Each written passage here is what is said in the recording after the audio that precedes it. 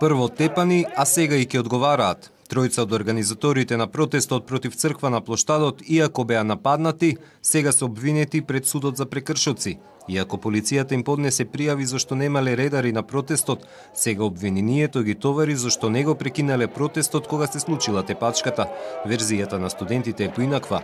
Редари имало, протестот бил насилно прекинат, а полицијата, иако можела, не ги заштитила од насилниците. Ние ќе поднесеме кривична пријава против Министерството, во кој што ќе ги обвиниме дека седеле со скрстени раце и не сториле доволно за прво за да ни овозможат да го одржиме соборот, а второ, веројатно и побитно, затоа што не го спречија насилството. Ние имаме фотографии, имаме снимки како полицајците седат со скрстени раце кога се случува насилство пред нивни очи. Тие што ги нападнаа студентите добија само прекршочна пријава. Според полицијата, кривична пријава не можело да се поднесе, зашто никој од студентите не се здобил со тешки телесни повреди.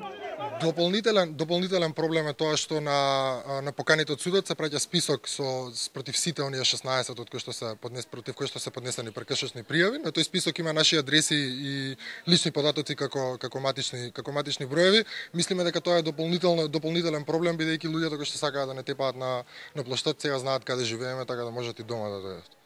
На крајот на март, протестот на студентите од Архитектонски беше спречен со шлаканици и клоци. За полицијата насилниците беа спонтано собрана група и не требало за нив најава ниту редари. Вината е изедначи кај двете спротивставени групи, а на крајот повеќе пријави поднесе против тие што беа нападнати, отколку против тие што ги нападнаа.